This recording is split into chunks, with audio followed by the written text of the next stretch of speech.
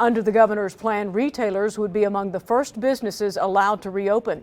News 13's Kimberly King joins us from Biltmore Village. And Kim, the Biltmore estate remains closed. Buncombe leaders caution changes will be baby steps to relax rules for a small segment of those now shut. Schools, restaurants, retail. County Chairman Brownie Newman says phase 1 is still being hammered out. We are going to focus on reopening the sectors that are the lowest risk.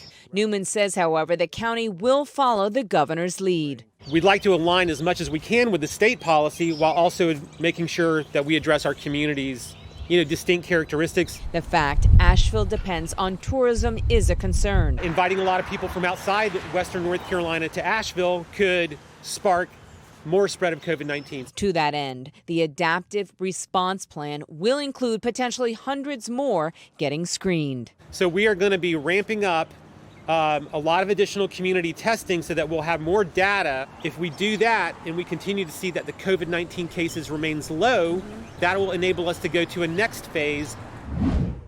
As far as getting back, it's going to be interesting to see what the governor says. That was Henderson County Superintendent Bo Caldwell on a Zoom call Monday. 3 days later, still no word from the governor on what will happen with the remainder of the school year. Earlier in the week, you said an announcement about schools was coming. Can students, parents, and educators expect a return to in-person instruction before the end of the school year? We have been consulting with educators and parents and others, and tomorrow we will have an announcement. I will have education leaders here. We will tell you about what we plan to do with schools in North Carolina, and that will be tomorrow afternoon. In the meantime, schools are creating contingency plans, finding ways to still celebrate their seniors.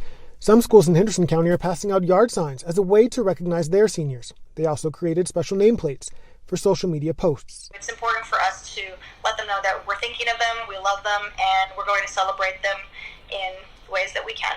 Administrators with Buncombe County schools are planning a senior recognition event for May, with Inca's principal telling us about one at her school. Our homeroom teachers will be spread apart, and they will be dressed up in our best school spirit outfits and holding signs, congratulations, and balloons and noisemakers and anything that we can do to make them feel special. But she also reminds us this isn't just hard on the kids.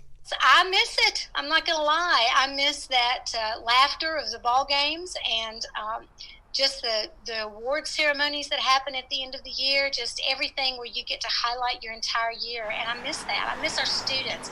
It is way too quiet in these hallways. This is a very unusual time. The profound pain of losing a loved one is compounded these days.